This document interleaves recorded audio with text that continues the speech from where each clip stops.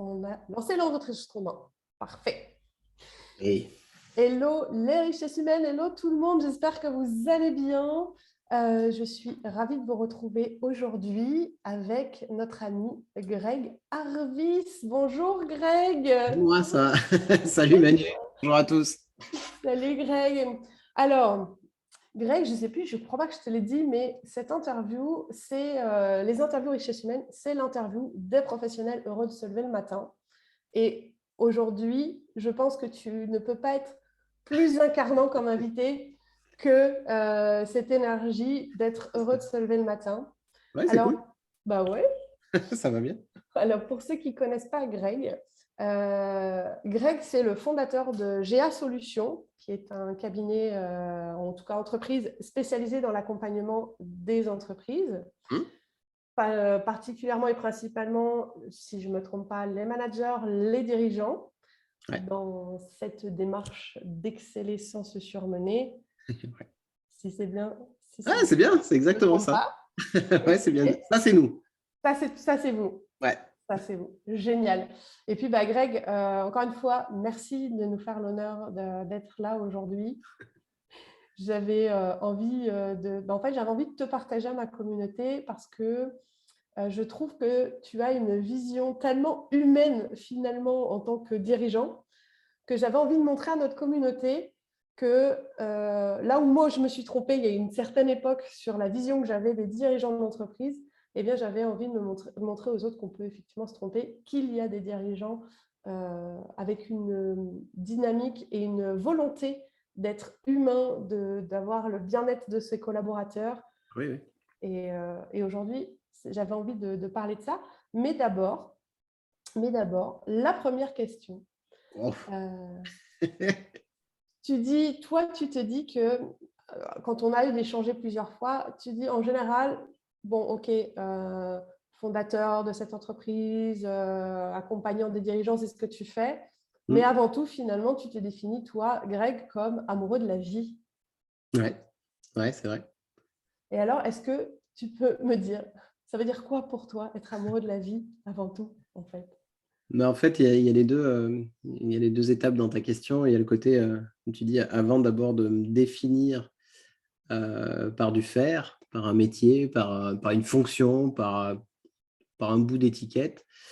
J'aime vraiment me définir par du être, par ce que j'essaye d'être et qui, oui, j'essaye et je pense être aussi. Et avant toute chose aujourd'hui, du haut de mes 42 ans maintenant, après un petit bout de chemin, je peux dire avec une certaine conscience que je suis avant tout un amoureux de la vie. Ouais. J'aime me réveiller chaque matin. Alors, ça me fait marrer quand tu dis ça par rapport à ta communauté et ce que tu fais. C'est vrai que ouais, je suis profondément heureux de me réveiller le matin et j'ai une forme de gratitude sincère, d'ouvrir les yeux, d'être à côté de qui je suis dans ma chambre et de commencer ma journée. Ouais, profondément. Et alors, j'aime bien ce que tu dis avant d'être un faire humain, quelque part, Mmh. si je paraphrase un peu ce que tu dis. Ouais. T'aimes bien être. Et qui es-tu, Greg, alors? Bah, moi, je suis un petit gars de la campagne à la base. Je suis le fils de Raymond, boucher charcutier traiteur en Creuse, Ouais, et de Josiane, attachée territoriale en Creuse, avec un frangin, Stéphane, qui avait 8 ans de plus que moi, ok. et qui a travaillé aux côtés de mes parents à m'enrichir et à faire mon éducation. Voilà, j'ai grandi dans cet environnement. Mhm. Donc, un père entrepreneur plutôt très pris par une charge de travail, une maman plus libre dans un cadre plutôt fonctionnaire, mais très présente aux côtés de mon père aussi pour développer l'entreprise et puis très présente pour nous élever. Et comme certains petits mecs de la Creuse, avec des envies d'ailleurs, parce que campagne, parce que voilà. Donc j'ai eu un style de vie qui m'a amené à bouger pas mal, à prendre des risques assez jeune. Voilà, à 20 ans, acheter un 4x4, traverser la Méditerranée, arriver en Afrique, faire un an comme ça.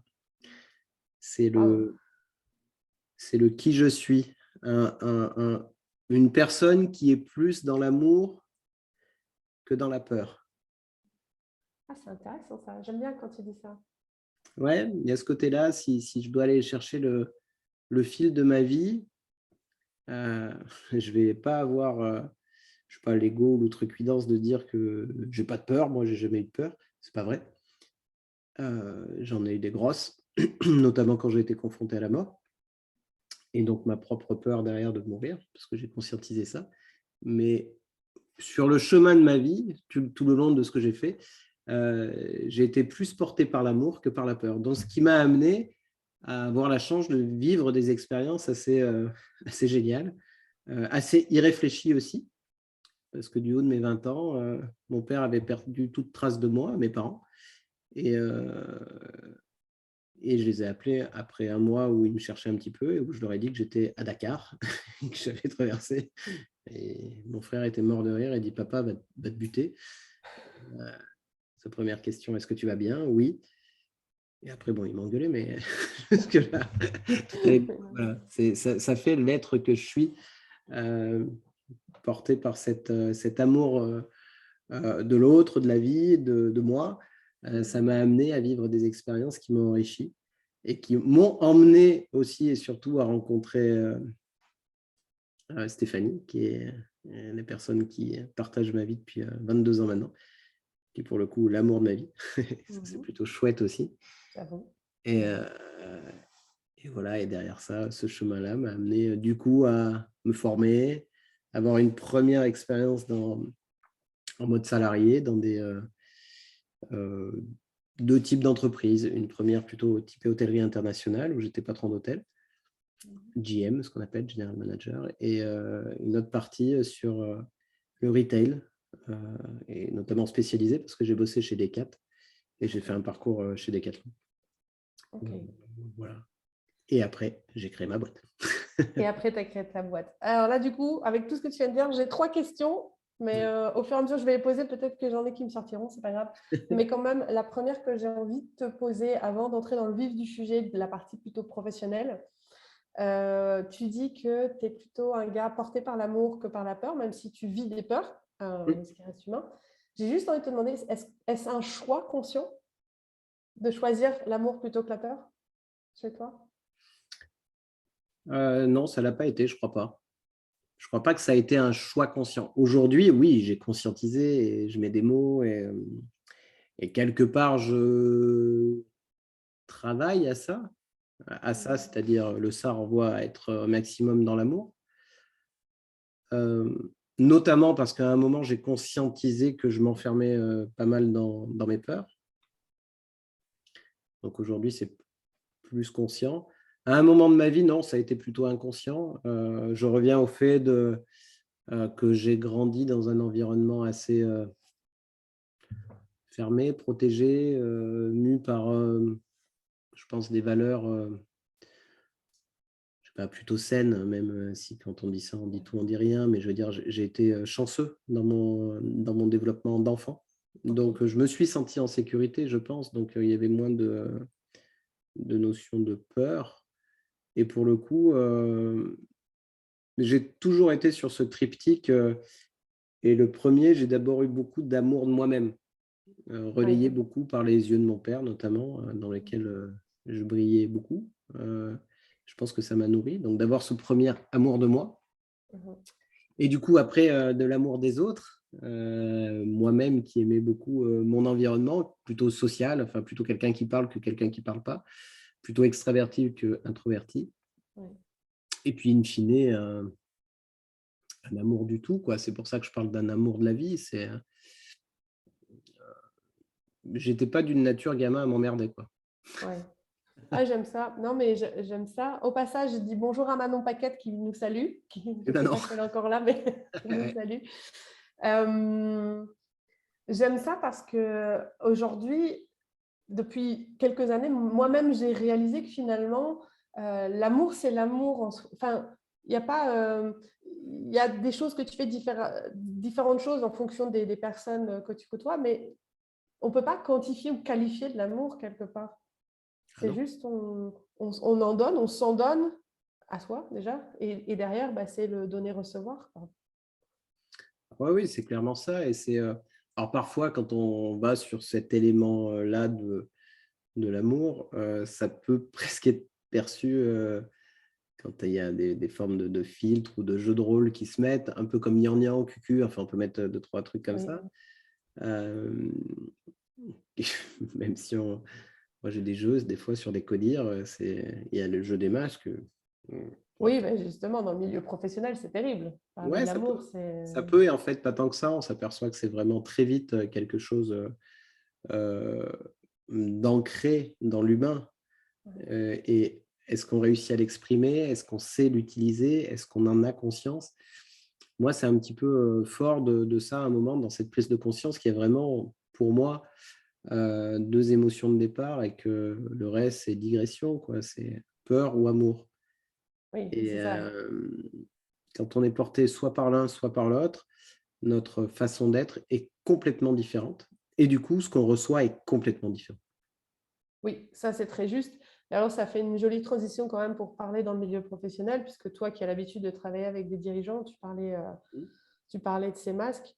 Euh, Finalement, c'est ça qui va, quelque part, dans le fond, animer un dirigeant dans sa façon de manager, d'animer ses équipes, ses collaborateurs, ses projets.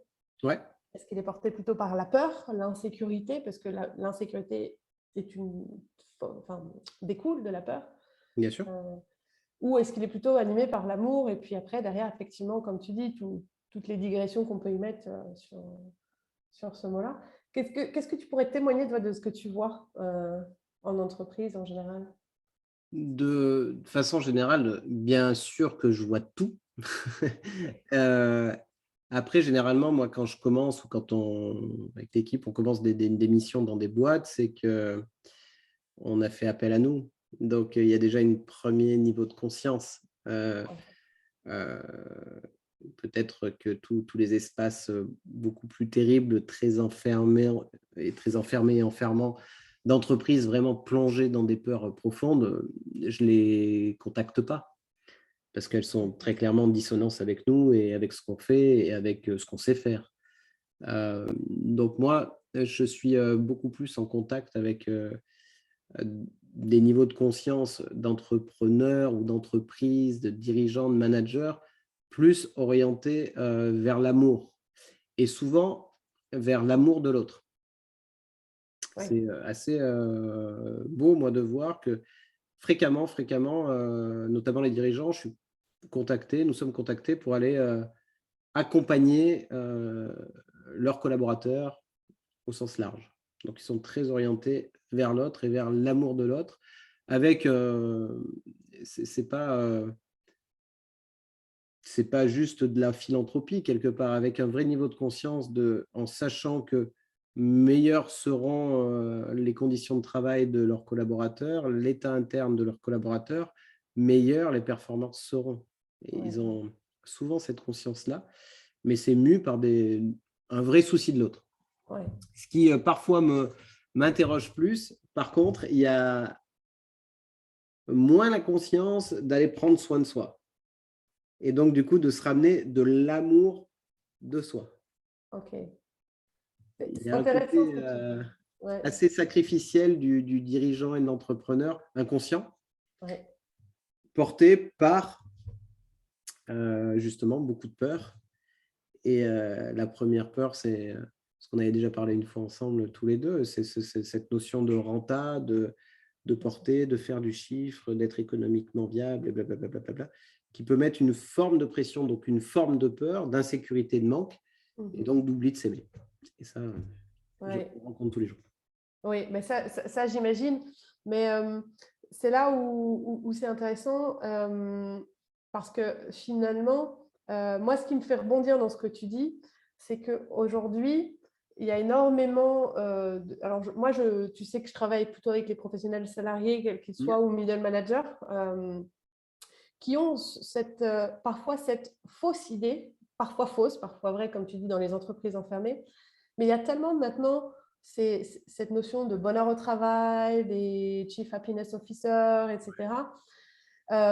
L'industrie du développement personnel a aussi quand même quelque part banalisé des notions comme l'authenticité, la vérité, etc. Ouais. Qui sont quelque part perçus maintenant comme des concepts et on en oublie qu'il y a certaines entreprises, et je sais que tu travailles avec des très grosses entreprises, alors je ne sais pas si tu peux les nommer ou pas et peu importe, si tu peux en nommer quelques-unes, tant mieux, mais si tu ne peux pas, c'est OK, mais des multinationales avec qui tu travailles et qui ont cette réelle volonté. Pour eux, ce n'est pas juste des concepts de parler du bien-être des collaborateurs, du bien-être au travail, etc. C'est très présent et de plus en plus, notamment dans les gros groupes, les premiers gros qui ont fait ça et qui sont souvent pointés du doigt, pas aimés, alors que généralement on communique sur eux, donc il y a un côté très schizo là-dedans. Toutes les GAFA ont très très vite investi. Alors après, ça peut aller se critiquer aussi.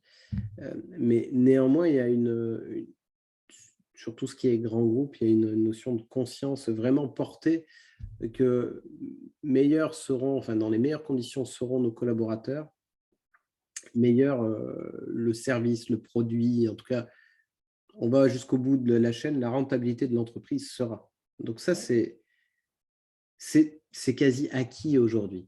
En lien avec ce que tu dis, et notamment sur d'autres boîtes qu'on accompagne, plutôt les moyennes entreprises, c'est parfois fait juste dans ce but de renta et il n'y a pas le sens premier de créer des bonnes conditions. Et après, oui, est devenu des termes avec tous les différents cycles qu'il y a pu y avoir derrière, avec des KPI où on a été mesuré, il faut un chiffre tangible pour aller mesurer est-ce qu'ils sont réellement heureux. Et si le chiffre est bon, ils sont heureux. Si le chiffre n'est pas bon, ils ne sont pas heureux. Alors que souvent, ce n'est pas forcément corrélé. Et donc, on en perd le sens, quoi, clairement. Moi, là, de ce que je suis marqué par des très grands groupes, alors tu disais, il y a une boîte, par exemple, comme Decathlon, avec qui on travaille encore beaucoup, des banques, caisses d'épargne, qui sont, ou des boîtes de Alstom, notamment. Voilà, c'est des boîtes qui font plutôt une image, elles sont anciennes, quoi. Ouais. Mais néanmoins, il y a cette culture de créer les bonnes conditions. Il y a vraiment le sens profond. Ce n'est pas juste un concept qu'on met en place parce qu'il est à la mode. Ouais, c'est porté. Mais la réalité, c'est que c'est porté par des humains. Et ça, il faut le prendre, l'accepter, le comprendre. C'est-à-dire qu'il peut y avoir dans tout ce schéma certains humains qui ne le portent pas, certains humains qui sont dans la peur, certains humains qui font des conneries. Et donc, les personnes qui seront sous la responsabilité de ces humains-là verront l'entreprise comme une entreprise mauvaise, qui ne prennent pas soin d'eux. Et ils auront raison.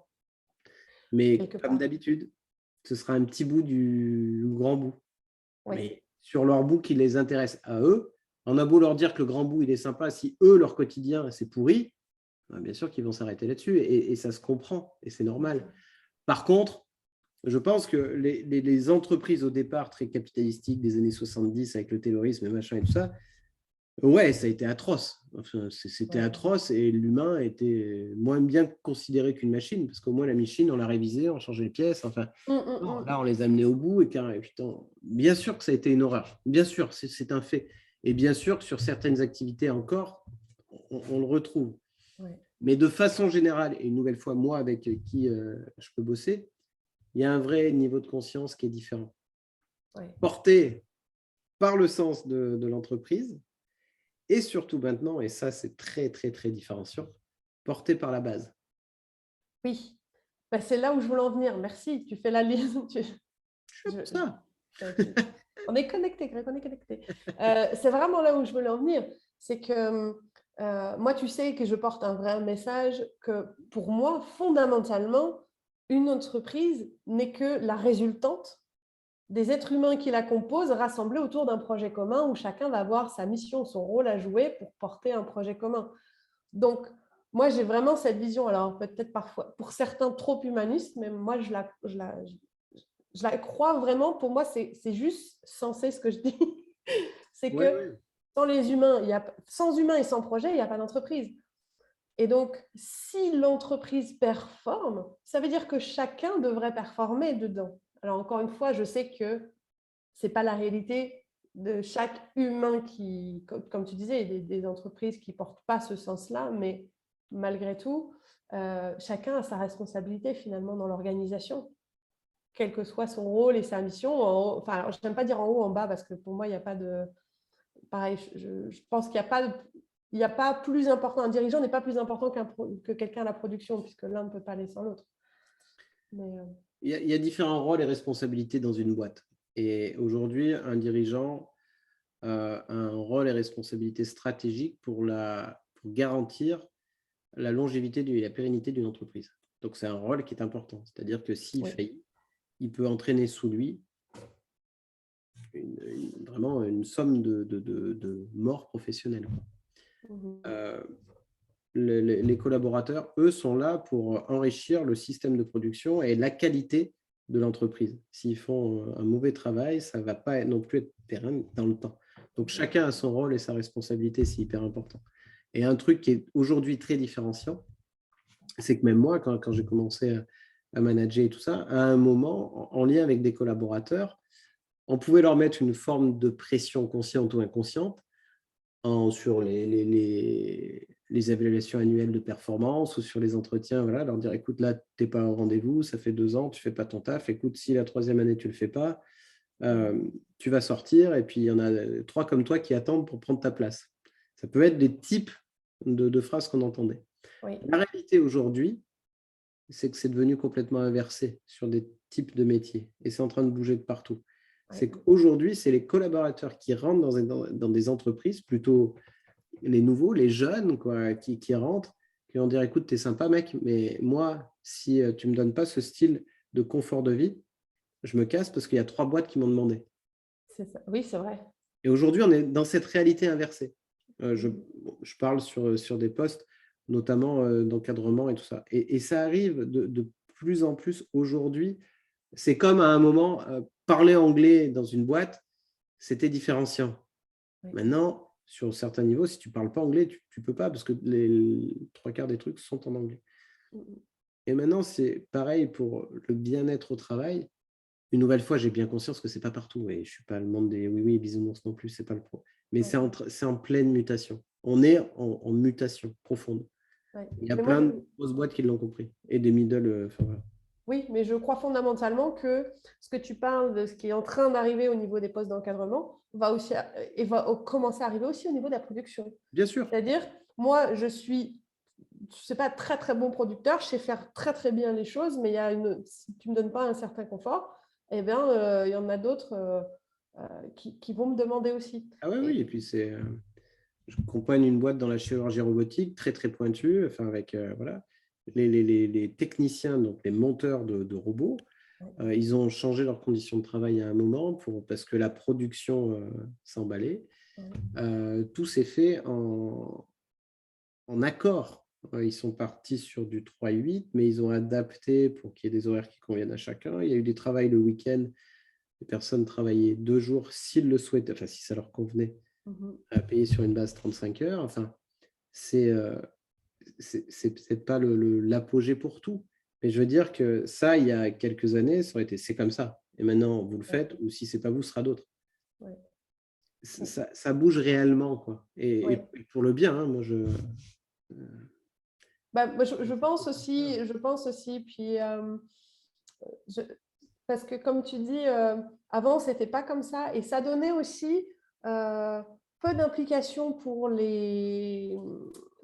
au niveau production et technicien et même middle management de s'impliquer ou de devenir bon, puisque finalement, tu n'avais pas envie de donner le meilleur de toi pour quelque part être pressé et sous pression et parfois c'est avec cette sensation d'être juste un pion de toute façon qui pourra sauter comme ça. Donc, mais aujourd'hui, il y a une vraie tendance qui s'inverse, c'est-à-dire que plus tu vas être bon dans ce que tu fais, dans ce que tu mets en place. Et moi, je crois fondamentalement que si tu aimes ce que tu fais, tu ne peux que être bon. Alors, évidemment, ça demande du travail, etc. Mais tu ne peux que avoir l'envie d'être bon si tu aimes ce que tu fais et au bon endroit. Clairement. Et moi, je pense que ce qui est en train d'évoluer, ce qui est très intéressant, c'est ces notions de rôle et responsabilité qui sont de plus en plus partagées. Oui. Il y a le rôle et responsabilité de l'entité entreprise, le rôle et responsabilité du collaborateur, le rôle et responsabilité du management. Et ça, c'est des choses qui sont en pleine mutation. L'entreprise a une vraie responsabilité dans l'outil de travail, dans le cadre de travail, dans ce qu'il amène au collaborateur. Le collaborateur a une vraie responsabilité de comment il l'utilise, comment il s'investit et avec quel niveau de détail il travaille. Et le management, c'est la même chose. Donc, ça, c'est pour moi hyper important. Et après, quand tu disais parfois qu'on peut te dire que tu es trop humaniste, c'est un non-sens. Enfin, il y a pas de... Nous sommes avant tout des humains, une nouvelle fois, et on est des êtres humains. Alors après, dans une forme de mécanique, une forme de peur, une forme de routine, on peut s'oublier, on peut se perdre, mais malgré tout, on sera jamais meilleur que si on accentue sur l'humain. Mais accentuer sur l'humain, ça ne veut pas dire d'être dans le monde des bisounours et tout accepter, tout, voilà, c'est pas ça. Il y a aussi, une nouvelle fois, rôle et responsabilité, cadre, terrain de jeu, mais plus c'est clair, plus c'est conscient, plus c'est validé, c'est-à-dire que ce que je dis, on comprend bien ce que je veux dire et que c'est validé, on utilise même le même langage, qu'on se comprend. Oui. Après, ça marche bien. On accompagne une boîte à Toulouse qui n'est pas une grosse boîte, quoi, mais avec un dirigeant qui a créé ça, l'entreprise s'est construite, c'est du facility management sur ses valeurs. Il y a une vraie croissance. Ils étaient 10, puis 20, puis 50, puis 100, puis maintenant presque 200. C'est incarné, quoi. C'est un style de management très patriarcal qui dépend de ses valeurs, mais le cadre est clair, enfin, c'est travaillé de plus en plus pour que ce soit clair. C'est des valeurs d'entreprise qui sont construites sur les valeurs des hommes. Et donc, c'est partagé. Chacun a son rôle et ses responsabilités aussi. Le mot qui me vient, c'est très sain, tu vois. Oui, c'est ça. Du coup, c'est assez serein, alors qu'il y a des énormes croissances, alors qu'on traverse une période de merde. Enfin, un moment où on peut utiliser des mots mieux dits que le mien, excusez-moi peut-être, pour le langage un peu de campagne. Mais pour le coup, c'est hyper compliqué. Hyper compliqué pour chacun. Oui, mais je pense que c'est hyper compliqué parce qu'en fait, cette période de merde, comme tu dis, elle amène cette mutation. Ouais, elle force à ce changement. Et là où c'est compliqué, c'est là où ça résiste quelque part. Ouais. Alors que si... Moi, je crois fondamentalement... Enfin, j'ai la même vision que toi. C'est-à-dire que... bien sûr qu'il y a des challenges, bien sûr qu'il ne faut pas s'oublier, parce que d'ailleurs, c'est quand même la base de tout ton mentorat et toutes tes formations, c'est tout part de soi.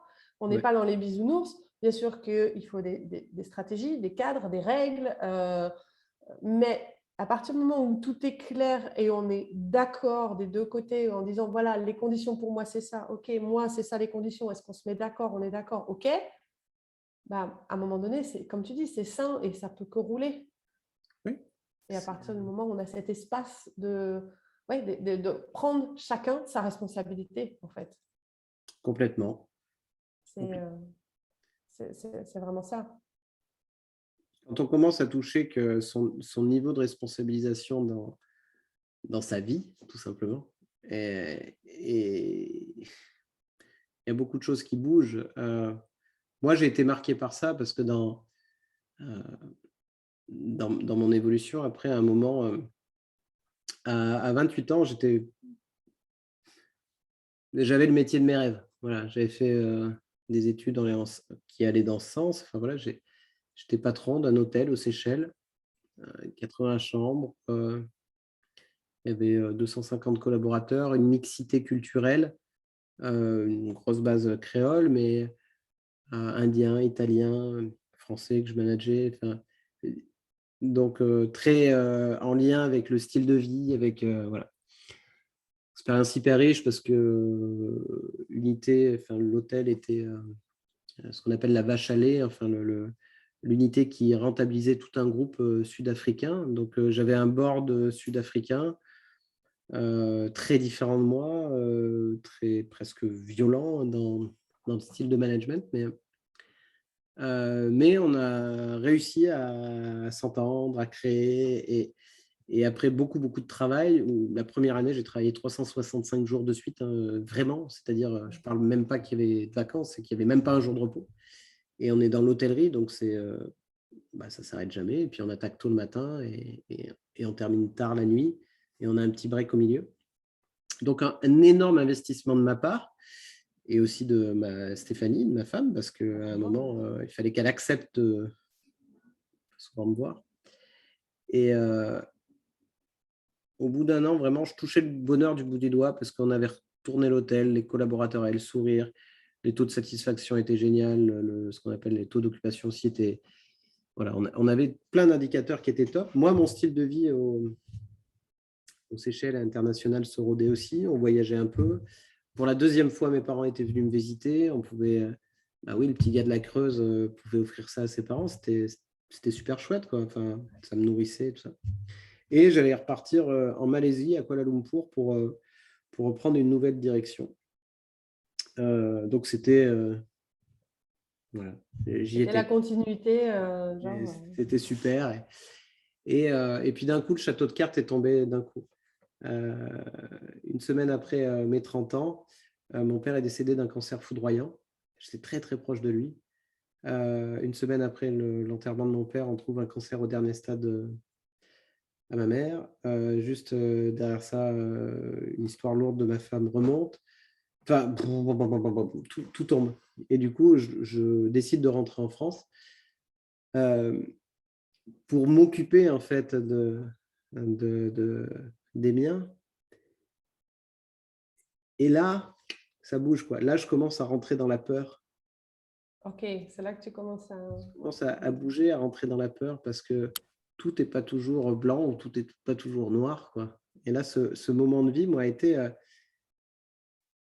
forcément une horreur. Il a fallu beaucoup travailler sur moi. C'est là voilà, que j'ai rencontré mes premiers pas vers la psychothérapie d'abord, et puis après le coaching, le développement aussi personnel, plus les formations. Enfin, voilà, ça a été un long chemin. Mais ça a été de prendre conscience que dans tout ce truc-là, dans tout ce que j'ai traversé, il y a un facteur commun par rapport à mon histoire. C'est moi. J'ai beau vivre aux Seychelles, j'avais beau être patron d'eux, j'avais beau être le fils de Raymond, j'avais beau être… Un facteur commun, c'est moi. C'est toi. Et dans tout ça, et ça a été des drames pour moi, c'est pas tant ce qui m'est arrivé qui était important, c'est qu'est-ce que j'en ai fait. Et ça, je le dis, c'est pas… je le dis à plat, quoi, avec beaucoup d'humilité. Je suis pas en train de dire ce que j'en ai fait, c'est extraordinaire. Comme je suis pas en train de dire que ce que j'ai fait, c'est nul. Non. Je suis juste en train de dire que j'ai décidé en conscience de ce que j'en faisais. Ok. Tu peux nous partager ou ce que tu en as fait? Ouais, mais ça m'amène en fait sur le chemin de vie de ce que je suis aujourd'hui. C'est-à-dire qu'il y a eu différentes étapes. Ouais. Il y a eu le fait de rentrer en France et de dire je vais m'occuper de moi et de m'apercevoir quand je passais de rythme comme j'étais dans l'hôtellerie à travailler H24 à je vais m'occuper de moi, je vais rien faire. J'ai tenu une semaine. J'étais complètement barré. Ma femme m'a dit va bosser, quoi. On ne te supporte plus, personne ne te supporte. Parce que j'étais pas… Il y a à le dire et il y a à le faire. Ouais. Oui, c'est ça. C'est là que je suis rentré chez Decat et que voilà. Mais du coup, dans ce que j'en ai fait, je redupliquais des patterns qui étaient les miens, c'est-à-dire une valeur travail et ce que j'en faisais à me tuer au travail. Donc même en rentrant en France, finalement, tu retournais dans ce même schéma. C'est ce que je savais faire et comme ça que je m'étais construit. Et pour le coup, les éléments que la vie m'envoyait me faisaient bouger de ligne. Okay. Je bossais à l'étranger, je rentre en France, mais la façon de faire était quasiment la même. Il n'y avait pas des gros changements de « OK, peut-être ce que tu le fais pour prouver à ton père que tu es aussi une grosse valeur travail, enfin, un travail sur soi Oui, important à mener et surtout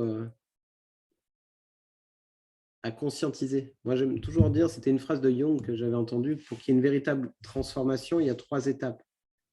Prendre conscience, agir, persévérer. Prendre conscience, agir, persévérer. Et il y avait des formes de prise de conscience, mais dans la mise en action, il y avait, voilà, j'aurais oui, dû cliquer. Mais du coup, ce que je faisais m'a amené à une forme de réussite. Quand je manageais un hôtel, je me démerdais pas mal. ouais, ouais. Quand je commence à prendre la direction d'un mag Décathlon, je me démerde pas mal. Donc, du Oui, coup, ça m'amène à évoluer, à prendre de plus en plus de responsabilités. mais réussite professionnelle. Sur le papier, belle réussite, vu estampillé comme directeur de machin, enfin voilà, patron d'eux.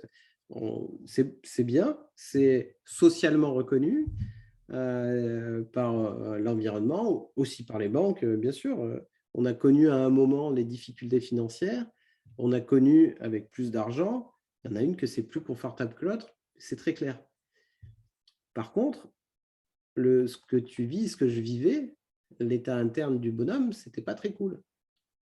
Oui, c'est ça, c'est ça. C'est Il ça y avait qui une est. grosse charge de travail, une grosse pression, du toujours plus, ce qui m'a amené jusqu'à la fin de ma période salariée, où encore un autre fait de vie très lourd, très dur. Mon frère est décédé brutalement, suicide.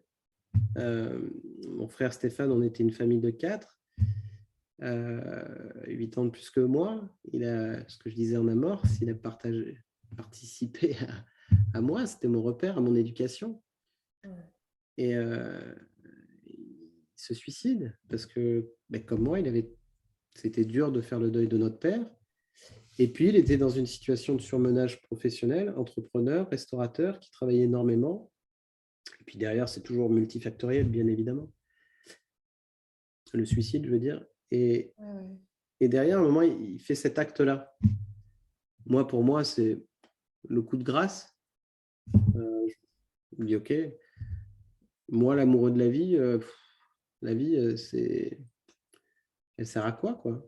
Et là, les peurs commencent à arriver. Peur de la mort, peur de qu'est-ce qui me reste à vivre, peur de qu'est-ce que je vais encore prendre sur la gueule. Et plutôt que de voir tout ça, il y a une technique qui est très facile. Tu ne regardes pas. Tu continues à faire ce que tu fais. Tu travailles énormément. Ça, c'est impeccable. Parce que du coup, tu ne ressens pas les signes que ton corps t'envoie. Et ça faisait quelques temps que j'avais des signes un peu douloureux. J'avais mal au dos.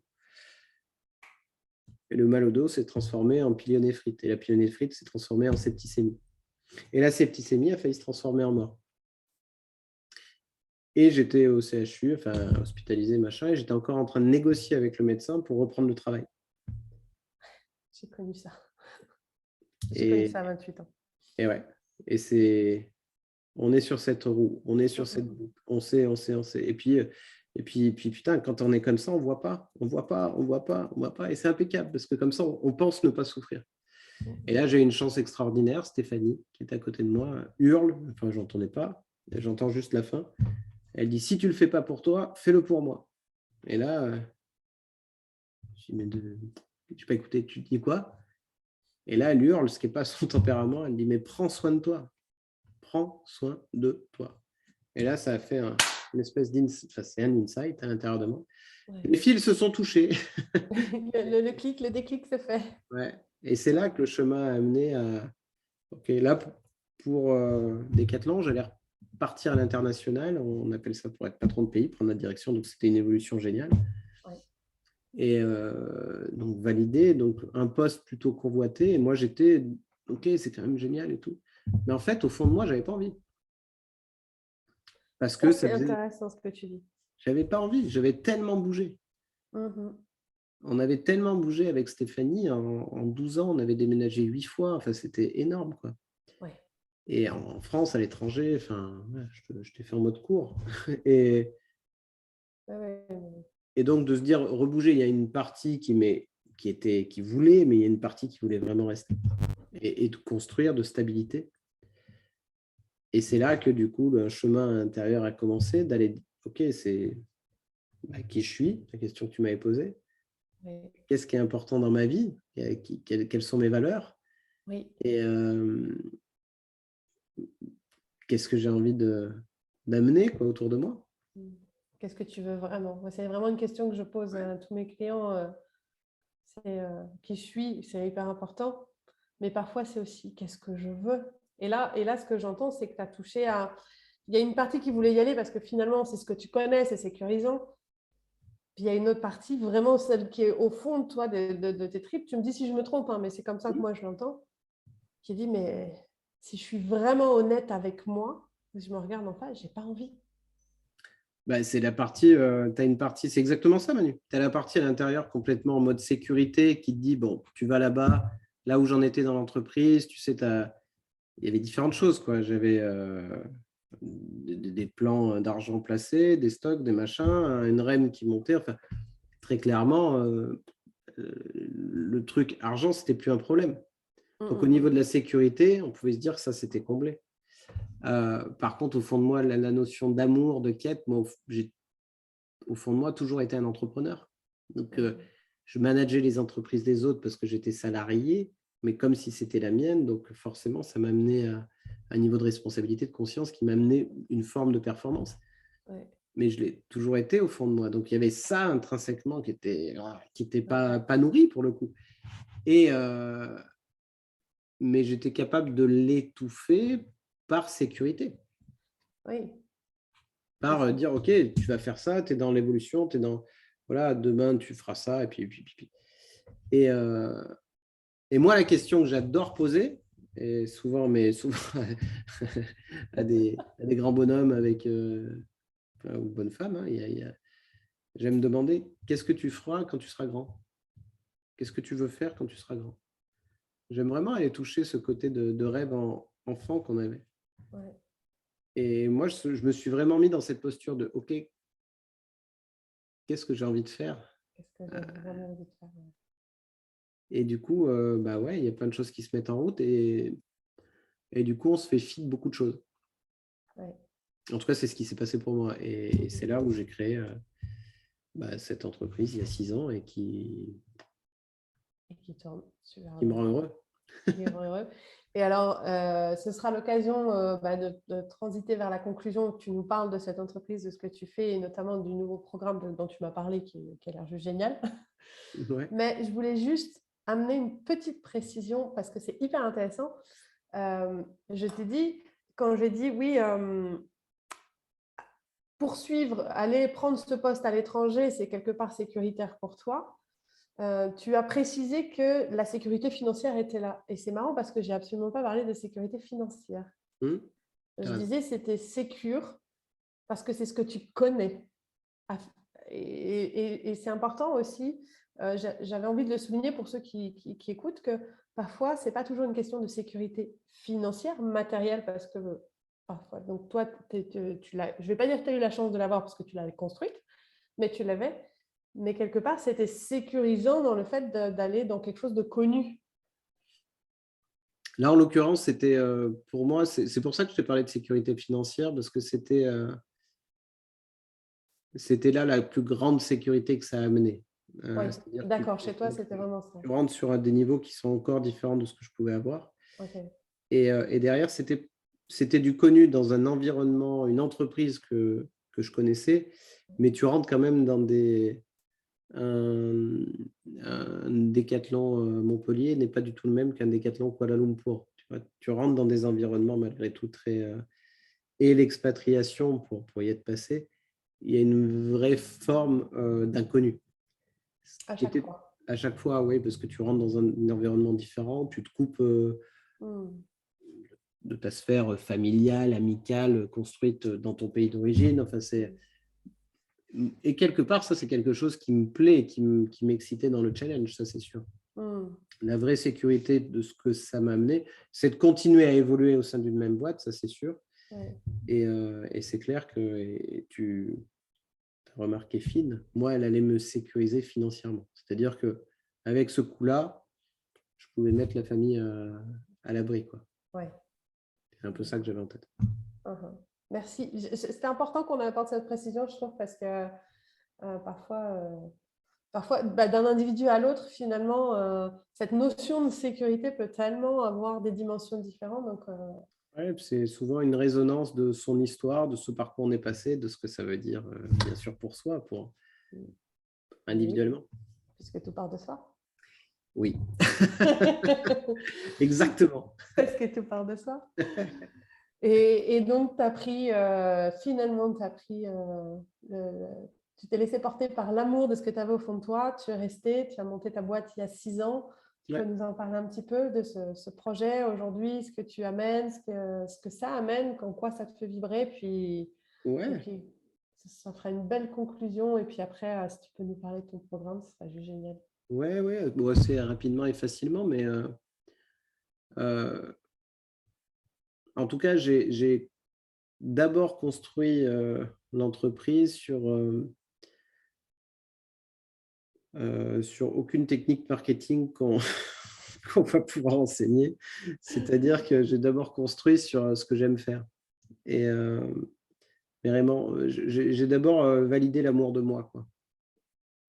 Ouais. Et ce pourquoi moi j'estimais être bon. J'aimais le faire et j'estimais être bon. Mhm. Donc ça ne veut pas dire que c'est la vérité, mais c'était la mienne. C'était la tienne. Et c'est encore la mienne. Donc je suis vraiment parti de moi et de ce que j'avais vécu. Mhm. Le fait que dans mon job de manager, j'étais perçu et vu comme bon, en tout cas performant, mais à quel prix? Il y avait une somme de souffrance, une somme de sacrifice, une somme de mal-être très, très peu visible, parce que comme bon nombre de leaders, un côté soi fort très, très développé. Oui. Donc avant de tomber le masque du gars, voilà, au décès de mon frère, j'étais fracassé. Mais j'ai pas pris un jour. C'est pas vu, très peu vu. Ouais. En tout cas, je voulais surtout pas le montrer. Et tu voulais pas Donc, montrer. donc je suis parti de cette histoire-là pour me dire, OK, je dois pas être unique, quoi. Mhm. Il doit y avoir des gus comme moi. Donc, les modes de fonctionnement, ce qui se passe à l'intérieur d'eux, je connais bien. Mais j'ai voulu me valider parce que c'est mon mode de fonctionnement. Donc, j'ai fait beaucoup de formations. Je me suis certifié PNL, analyse transactionnelle, CNV, coach, master coach, ICF. Enfin, j'ai fait un parcours que je ne vais pas dire aux autres, c'est ça qu'il faut faire. Chacun fait ce qu'il l'appelle. Mais moi, ça m'appelait, ça me sécurisait.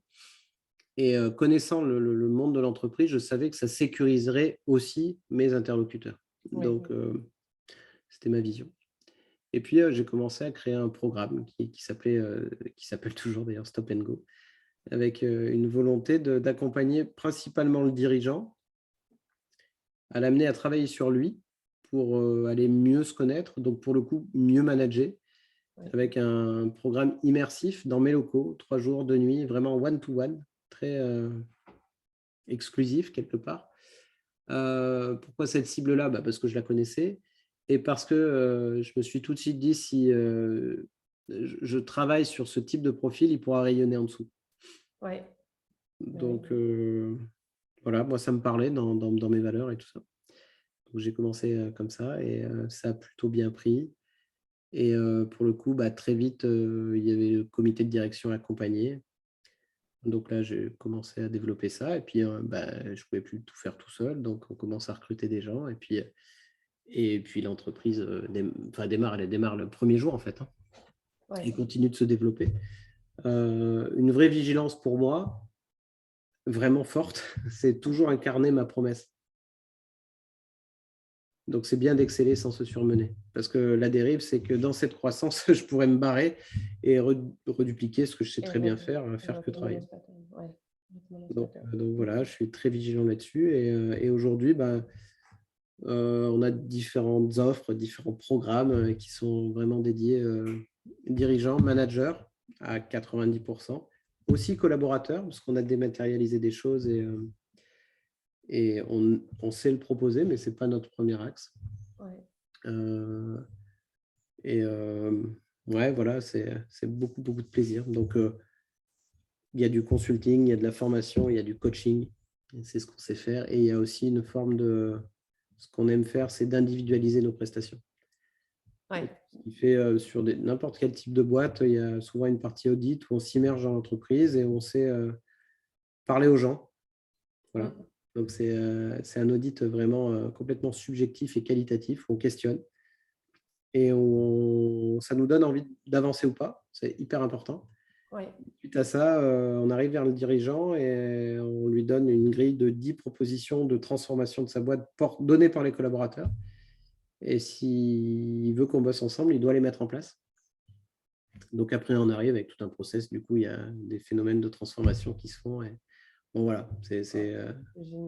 J'adore ce qu'on fait. Je trouve ça génial parce qu'en fait, finalement, tu pars du besoin des collaborateurs aussi Ah dans oui. les transformations. C'est-à-dire que c'est pas, t'as pas une approche où tu arrives avec déjà des propositions de stratégie, de ce que tu veux faire. C'est que d'abord, comme tu dis, tu vas aller faire connaissance avec la boîte entière, pas que le dirigeant, évidemment, mais pas que. Et derrière, du coup, tes propositions sont factuelles, elles sont basées sur une réalité. Bien sûr, avec ta compétence, évidemment, Ouais, mais basée sur une réalité. il y a les deux. Il y a vraiment le terrain et une forme de programme qu'on a constitué. Pour nous, ce sont des ça marche.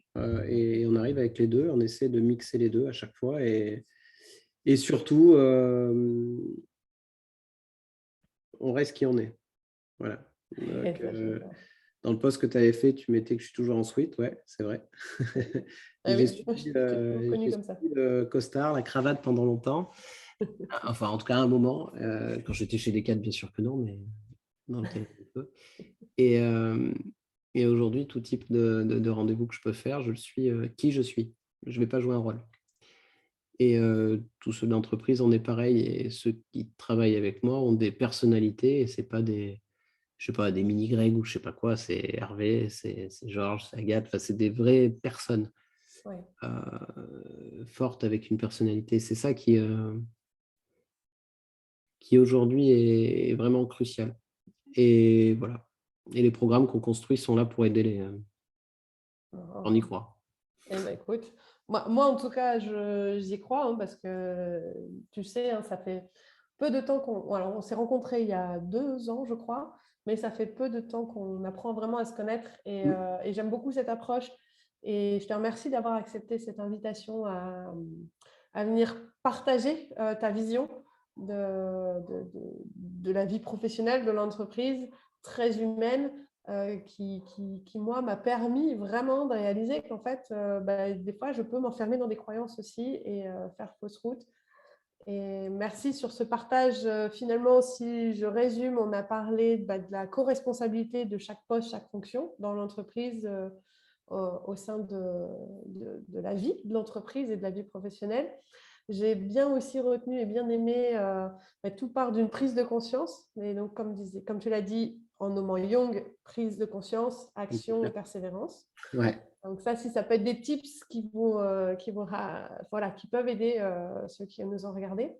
Où est-ce qu'on peut te trouver, Greg, si des personnes voudraient te contacter, voudraient travailler avec toi Au PMU, place de Bayargues, à côté, j'y vais souvent le samedi. On peut me trouver là-bas. La place du marché aussi à Maugueux, le dimanche, j'y suis souvent. Mais pour être sérieux, il y a toutes les informations sur le site internet ga-solution avec un s.com. Ok. Il y a vraiment toutes les infos. Il y a aussi il y a Facebook, LinkedIn. Il y a aussi un podcast qui tourne, Tout part de soi, le podcast pour les dirigeants qu'on lance aujourd'hui. Je crois qu'il a commencé. Hey, félicitations. Ouais, il y a, déjà la saison 1 est tournée. On est déjà sur la saison 2, mais bon, je voulais la publier maintenant pour qu'il y ait une vraie récurrence. Donc, il y a un épisode tous les 15 jours. Génial. Il y a toutes les infos. Et puis, sur le site web, vous avez les infos du dernier programme qu'on lance qui est juste génial, qui s'appelle Tout part de soi Booster. Et ouais, un truc j'en suis très fier. L'équipe en est très fière également. Un accompagnement très global qui se fait avec un départ en immersion dans un MAS à côté de chez nous. Ouais. Il se fait aussi avec un accompagnement digital qui se fait aussi accompagner de 5 facilitateurs, donc un préparateur physique, une experte en yoga, un co-développeur, une personne qui fera de la facilitation et du co-développement, une autre facilitatrice, et puis moi aussi pour gérer le coaching collectif. Donc, ouais. Oui, on te veut toi quand même. Ouais, je suis dedans. Je suis dedans, mais non, voilà, enfin. Non, puis ce qui est super, c'est que voilà, c'est un programme sur 3 mois, hein, c'est ça. Ouais.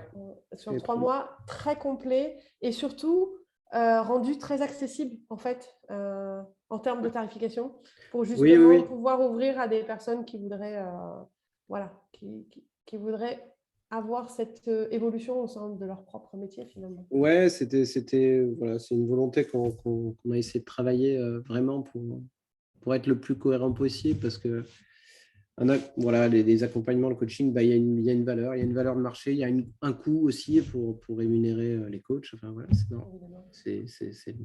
non, mais par contre, voilà, c'est hyper accessible. De toute façon, je vous mettrai tous les liens ce soir, demain matin ou plus tard sur ce live Facebook. Et puis, si vous êtes en replay, vous les avez déjà dans la description. Allez voir. En tout cas, allez rencontrer Greg, allez rencontrer ses collaborateurs. Enfin, voilà, c'est juste GA Solutions, c'est juste une entreprise humaine, amoureuse de la vie et qui ramène tout ça dans la performance. Donc, ouais, réellement. Et pour moi, ce qui est important, enfin, voilà, là, on a une actualité, on en parle, mais pour le coup, c'est pas le sens pour moi de ce webinaire. Voilà, c'est demain si j'en sais rien, si ça se peut, enfin si ce qu'on a partagé là a fait résonner quelque chose en vous. Enfin, vous pourrez assez facilement me choper sur les réseaux ou sur tous les différents outils de communication. Et je vous le dis, c'est hyper sincère. Enfin, je saurais toujours prendre 30 minutes pour échanger avec vous, en lien avec mes disponibilités sur les agendas, enfin, qui sont partagés, et ce sera un plaisir. Et il n'y a pas, je vais parler comme je le pense, il n'y a pas d'arrière-pensée à la con dans ce que je vous dis. C'est aujourd'hui, ouais, il n'y a que des rencontres et une nouvelle fois, moi, je suis très confiant pour tout le reste. Donc, j'aime dire que on ne vend pas nos prestations, on nous les achète. Et tout le reste, ça, c'est une conséquence. Moi, ce qui me plaît, c'est rencontrer des gens. Et qu'est-ce que je t'aime, Greg? Désolée, hein, je suis obligée de te le dire. Allô, Stéphanie? Il y a un problème? Non, je la connais, Stéphanie. J'ai eu la chance de la rencontrer et je l'aime aussi. Et tu es une femme extraordinaire, ça, je dois le dire aussi. Vous êtes un super couple. Ouais, on est bien tous les deux. Et oui, et vous allez très, très bien tous les deux. Je suis très heureuse pour vos 22 ans de couple et je vous en souhaite le double au moins encore. Oui, enfin, en tout cas, c'est ce qu'on a signé. Donc après, on va voir si on fait durable ou pas, mais c'est signé pour 44. Voilà. Non, mais 44 en plus, moi, je disais. Entendons-nous bien. Ça va. Greg, merci. Merci pour ton authenticité, ta simplicité et ta disponibilité. C'était un régal cette interview pour moi. Et, avec grand plaisir, Manu. Et tu sais, tu ne peux pas être authentique ou simple ou vrai si tu n'as pas le miroir face à toi. Donc, c'est moi qui te remercie pour l'invitation. C'est moi qui te remercie aussi pour la sincérité avec laquelle tu fais les choses et l'énergie que tu mets, toi, justement, dans ton business et pour les personnes avec qui tu bosses. Et je te connais mettre énormément de conscience et voilà, c'est pas du bullshit. Tu es aligné toi aussi. Et ça, pour moi, c'est important. Là, il y a une vidéo qui tourne beaucoup en ce moment sur, je ne sais pas comment ils s'appellent, ces mecs-là qui font une vidéo sur ce qu'est le coaching. Le coaching, l'avènement, ils appellent ça. Si vous ne l'avez pas vu, allez la voir. C'est mort de rire. Ça se fout de la gueule de notre métier. attends, je vais aller voir ça. Coaching l'avènement. Ouais, tu pourras le mettre en lien. C'est très, très drôle. C'est super bien produit. C'est un vrai beau montage. Et c'est un peu les dérives du coaching où ça va un peu dans tous les sens. Et c'est OK, c'est normal. C'est en train de se caler, tout ça. Mais du coup, pour moi, c'est toujours voilà, de rencontrer des gens alignés, passionnés, et tu ne seras jamais trop humaniste pour moi. Et tu l'es entièrement et c'est ce qui est plus important. Donc, merci à toi pour l'invitation, sincèrement. Merci. Ben, ouais, tu sais, ils vont encore réussir à me faire mettre la larme à l'œil en public. Merci Greg. Merci à vous tous aussi qui regardez. Merci d'avoir pris le temps. Je sais que Manon nous a suivis jusqu'au bout parce qu'elle nous a refait un petit coucou là en te félicitant du programme que tu mets en place. Donc, Merci voilà, Manon. je tenais à te le dire. Bisous. Si vous avez des commentaires, des questions, surtout n'hésitez pas. On prendra le temps d'y répondre, ça c'est sûr, avec grand plaisir. Et puis, qu'est-ce qu'on pourrait souhaiter à la communauté qui regarde? D'être bien dans leur pompe le mieux possible. Vraiment. Ouais, voilà. Et moi, je vous souhaite un réveil léger dès demain matin. Ouais, ça c'est cool. Ça, c'est cool. Et Au une revoir tout le belle monde. journée. À Ouais, bientôt. à Salut Manu. bientôt. Alors.